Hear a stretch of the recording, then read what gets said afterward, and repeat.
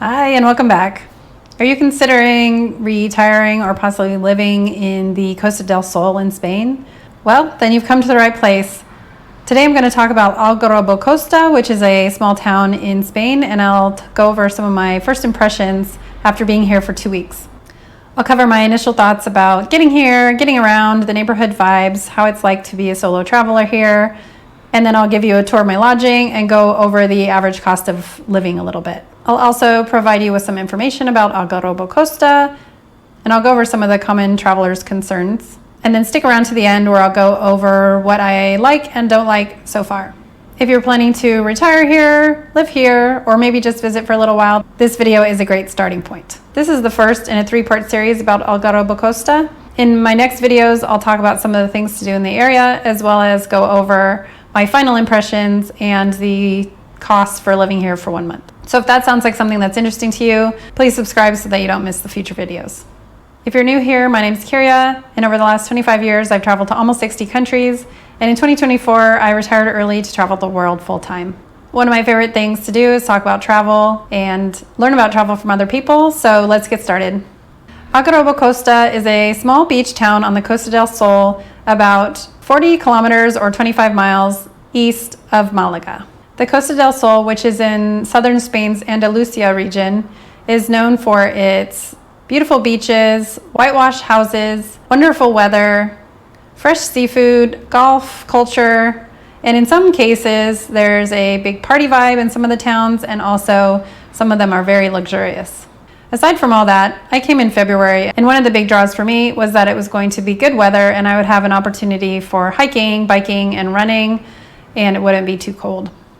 After coming from places like Krakow and Amsterdam, I was really ready to have some warmer weather, and I was very, very happy when I first got off the bus and could see the beach from my apartment. All right, I made it to Algarrobo-Costa, and I just got off the bus, so this is my first glance. And well, it's warm and it's sunny, and I haven't seen the beach yet, so we'll see. To get here, the main transportation hub is Malaga. You can fly into Malaga fairly easily and take a train from the airport to the city center of Malaga for about $3, and it takes about 20 minutes. You can also get to Malaga by bus, which is what I did. I came from Seville. You can take a bus company called ALSA, which is one of the main bus companies in Spain, and it takes about 2.5 hours to get from Seville by bus to Malaga. You can also take the train from Seville, which took a little bit longer and actually was quite a lot more expensive, which is why I decided in the end to take the bus. You can also take the train from cities like Madrid or Cordoba. If you take the train, it's about 1 hour from Cordoba, 2 hours from Seville, and 3 hours from Madrid. Once you're in Malaga and you're trying to go to the Costa del Sol, there is basically the same option no matter which way you get to Malaga. So from Malaga to Algarrobo-Costa, there is only one bus, and it is by ALSA. It doesn't run very often, only every couple of hours, and it takes about 1 hour to 1.5 hours depending on what bus you take, and it costs about $4 one way. Like I said, the company name is ALSA, and to be honest, the website for this company is not very good. So the best way to buy tickets is you can buy them at the main bus station in Malaga if you want to, or you can download the app, and from the app you can buy the tickets. I found the app was not that difficult, and it was a lot better than the website, and so I bought my tickets on the app. The only thing that's a little bit weird is I came from Seville. I bought my ticket as an entire ticket from Seville all the way to Algarrobo-Costa, and I actually got to Malaga a little bit early, and they wouldn't let me switch my second half to an earlier bus. So it's not really like a public bus where you normally would just be able to get on whenever you wanted on whatever bus. It is a little bit more reserved, like you have to reserve it in advance, and so you can't necessarily change it as easily.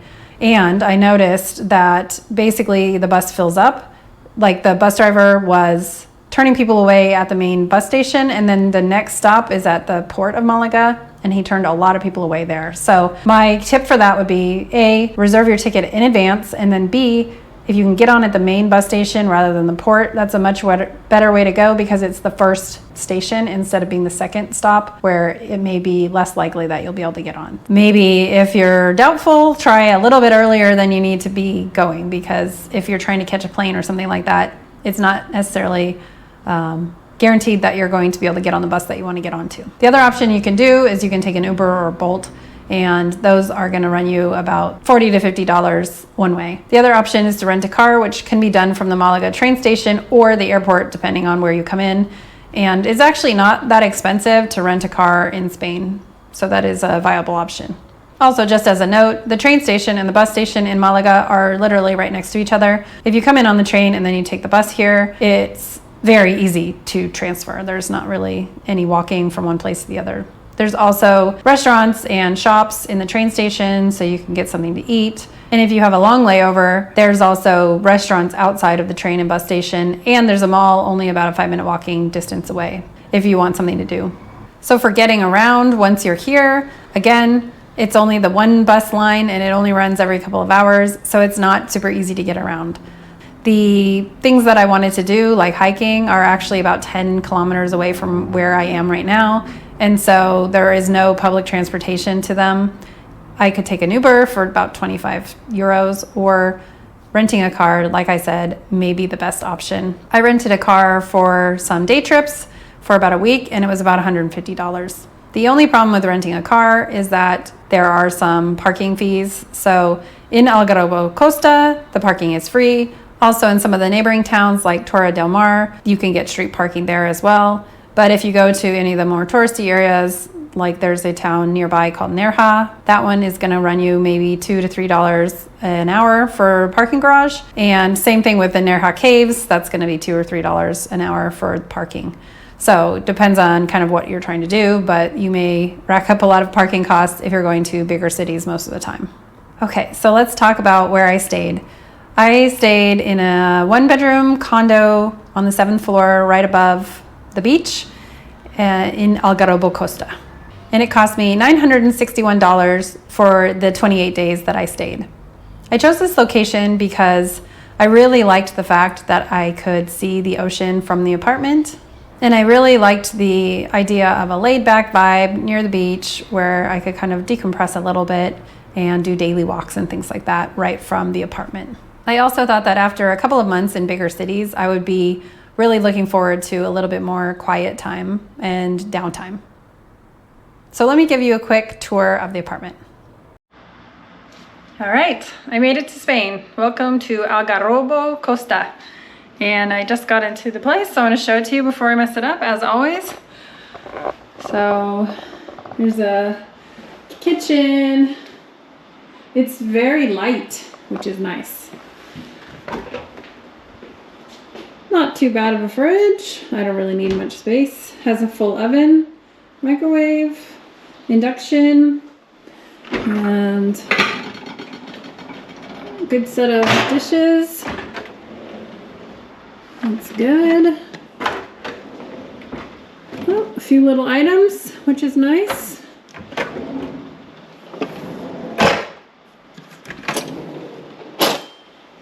Lots of stuff. And that. And toaster, kettle, that's good. No coffee pot. Oh, one little coffee pot. Not ideal. Nice big living room. This is a pull-out couch, which I will be using. I have guests coming, which is nice. And a little balcony. Check this out. Actually, this is great. So here's the view.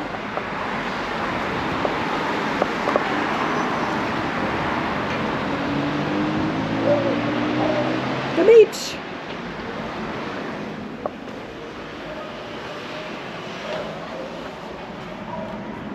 So that's nice. Just the wrong light right now, but huge TV. And little bathroom, kind of typical. Small shower, also kind of typical.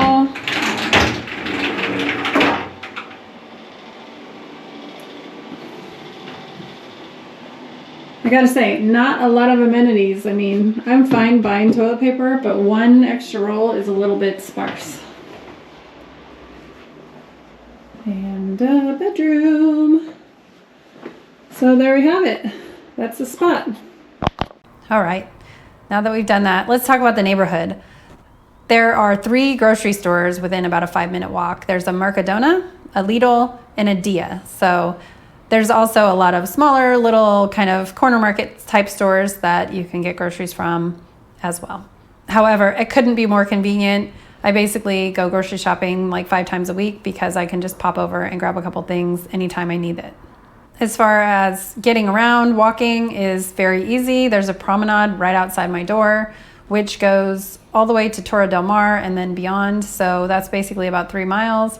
And you can keep going if you want to as well. And then going the opposite direction, there's a promenade, and then the paths next to the ocean are well groomed and everything. So essentially you could go dozens of miles and have a path the whole way, and probably most of the time be near the water. They also groom the beach, so the beach is tamped down so you can walk on the beach or run on the beach.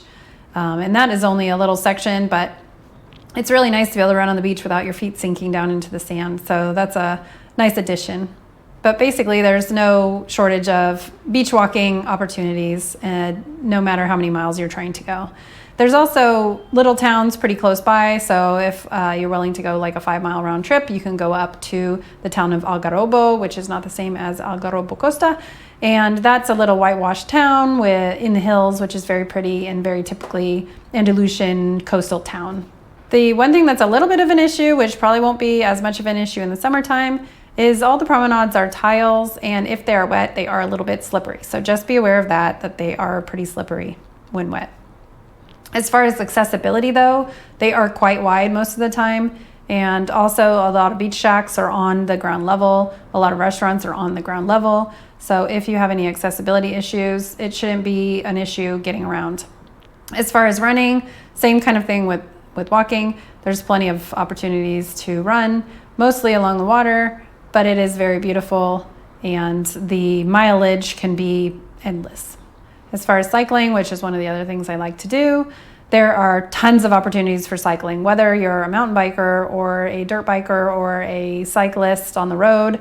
There are lots of loops you can do, and if you go along the coast, essentially it could be almost flat the whole way. You could do an out and back that's flat if you wanted to do that, or you can go up into the mountains and do a loop through the mountains and have some hills. So I looked into that because that's something that I had wanted to do. There are plenty of loops, whether it's like a 15-mile loop or a 50-mile loop or a 100-mile loop. You could do a loop of pretty much any distance, and there's lots of opportunities for that.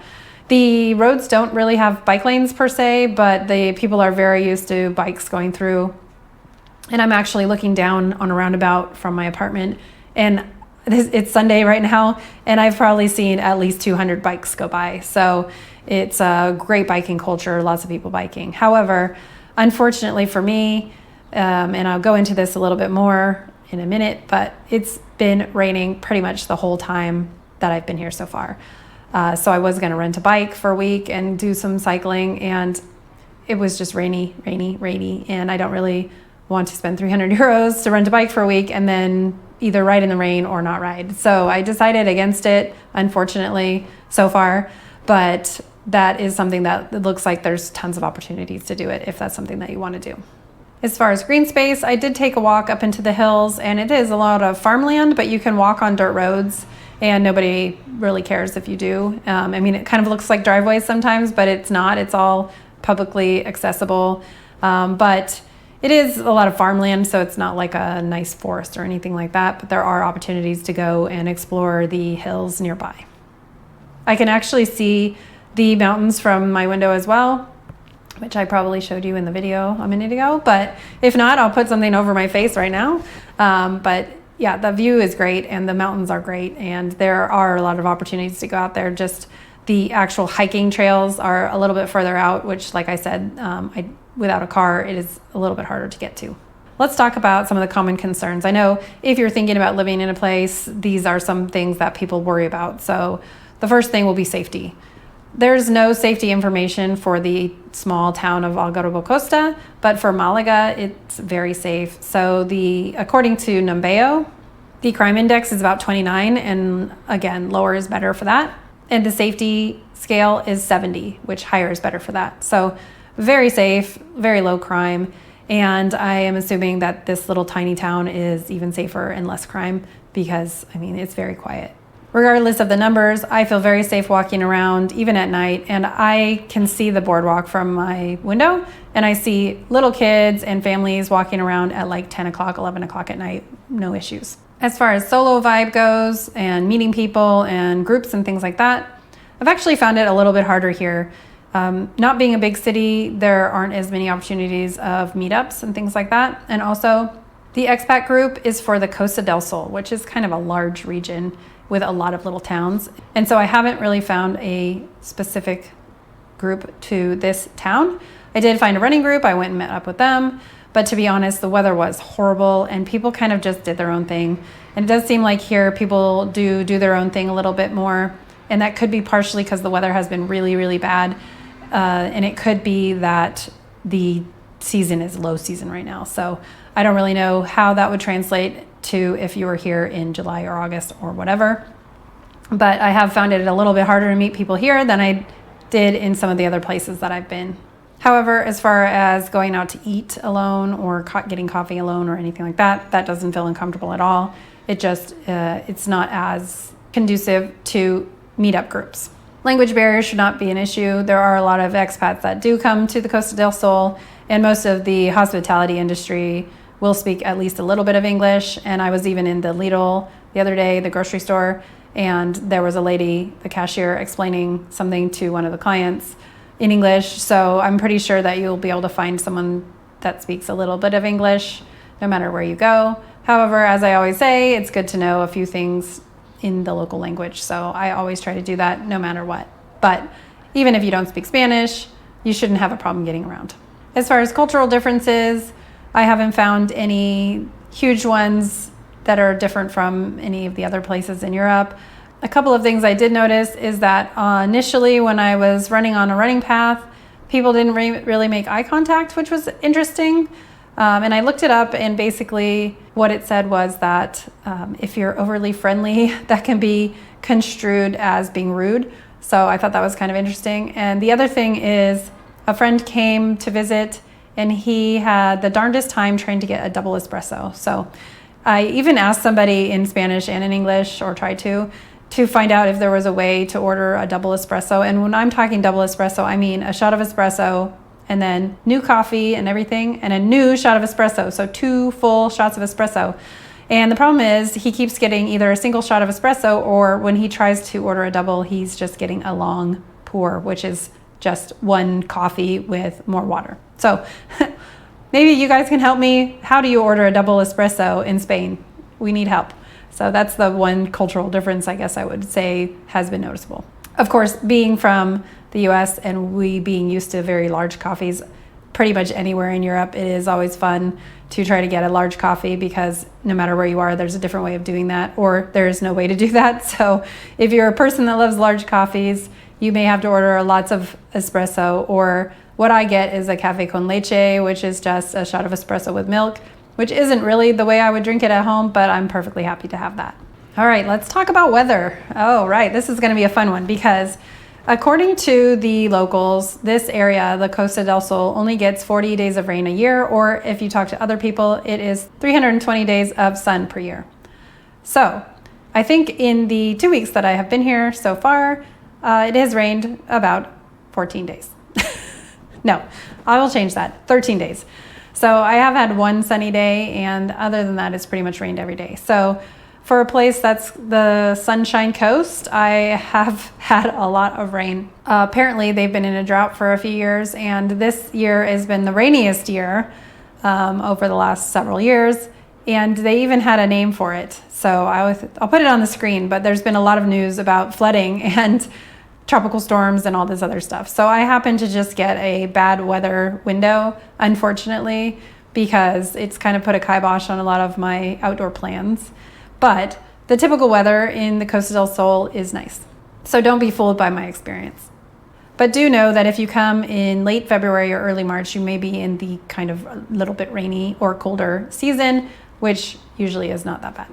For medical care, there aren't really any hospitals in Algarrobo-Costa, but there is a neighboring town, Torre del Mar, which has a hospital there, or you can go to Malaga if you need more extensive care.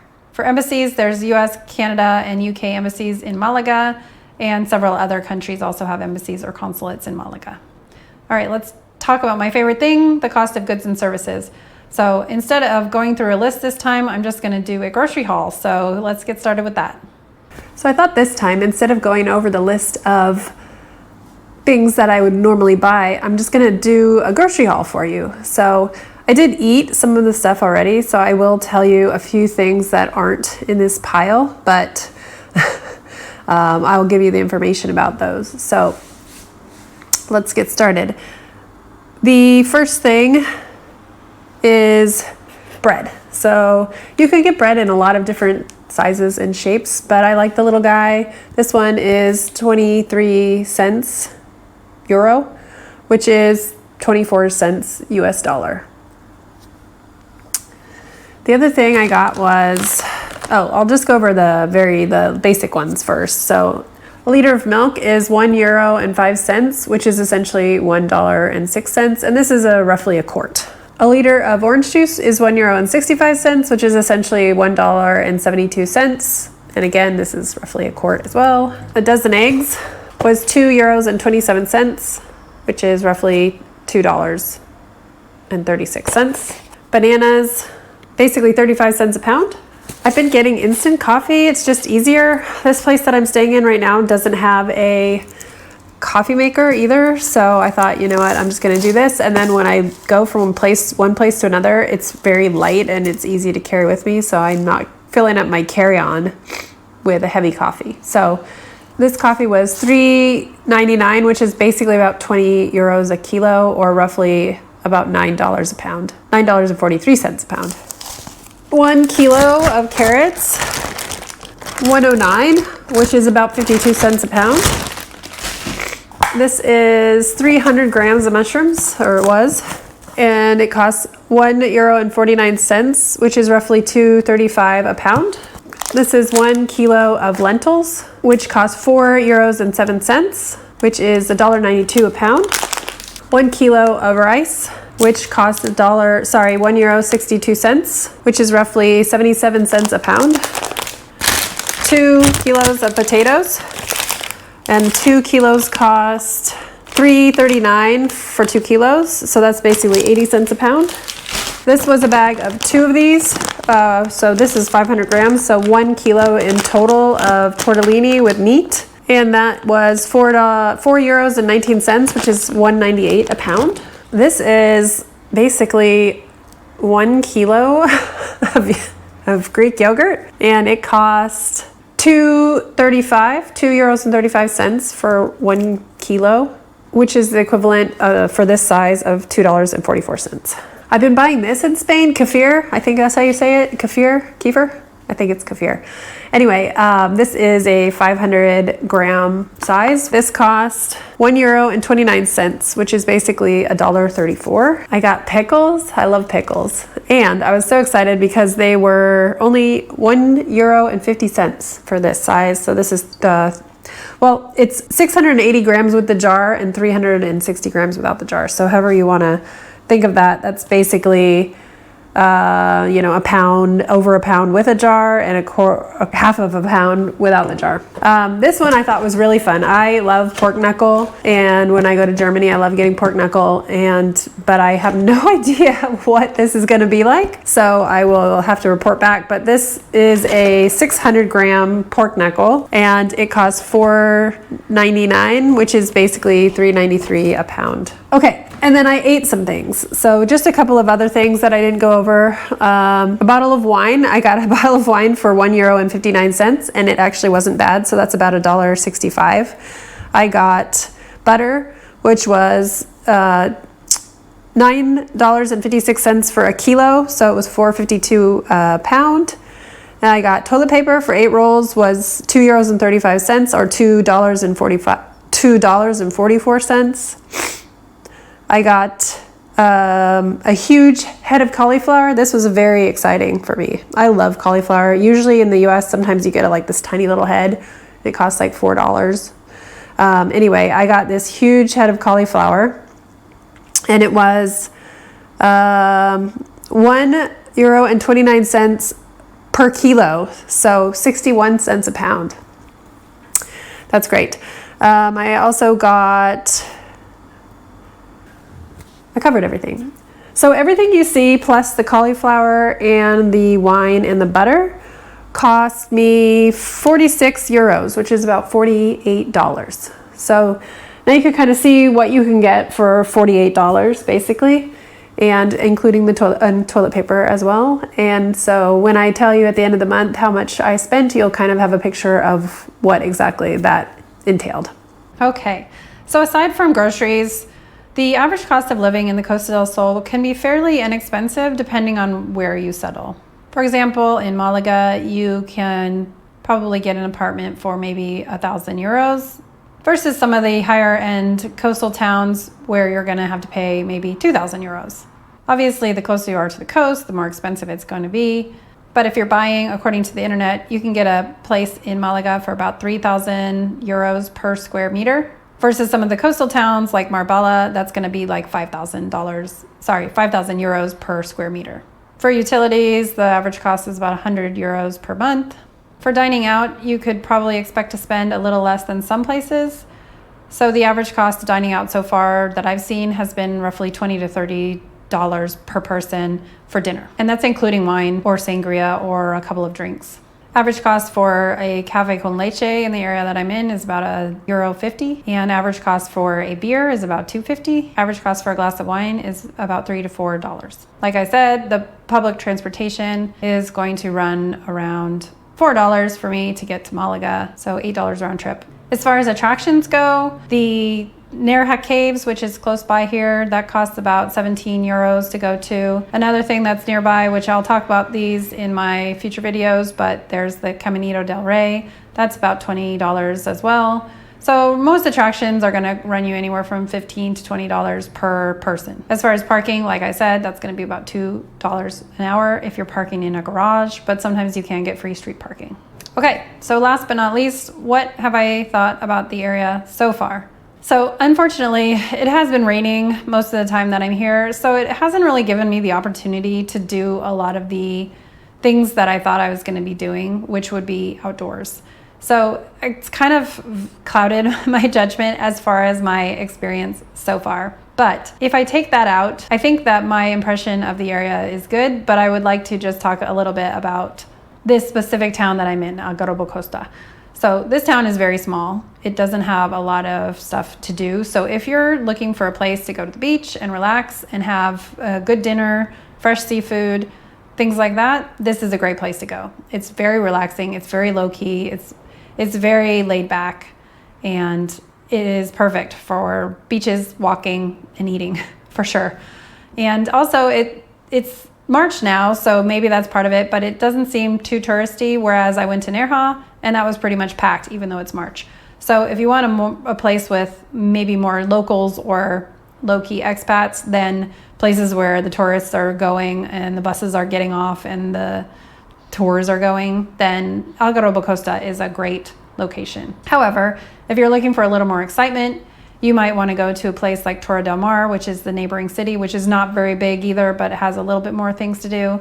Or if you're looking for even more excitement, there's places like Torox or Nerja, which are more bustling cities. And like I said, that's where the tour buses are going to go or the groups are going to go. So they are going to be busier, but there are going to be more opportunities of things to do. Also, there are places that are known for nightclubs and things like that. So if you're interested in that, then you would want to look into that. But I know there's some towns that are to the west of Malaga that a lot of people go to if they're looking for nightlife. Personally, that's not what I'm looking for, so I haven't really looked into it, but if that's what you're into, then definitely Algarrobo-Costa is not where you want to go. So it, I think, is good for certain types of people, but as far as being here for a month as a slow traveler, and especially with the rain, I think that so far it's maybe a little bit too small for me. I would like to have a little bit more opportunities of things to do, or maybe renting a car would have been a good idea for the long run. So, but I'll check back once I'm all finished with this and I'll tell you what my final impressions are and see if I've changed my mind. Maybe the weather will get better, maybe the action will ramp up, or I don't know. So we'll see. So stay tuned for that. If you're interested in finding out some of the things to do in the area, including I have rented a car and will be doing some a little bit more far-flung things. Stay tuned because that will be in my next video of the series. And then also at the end, I'll wrap up what my final thoughts are and how much everything costs to stay for 1 month in Algarrobo-Costa. So thank you very much for watching and happy travels.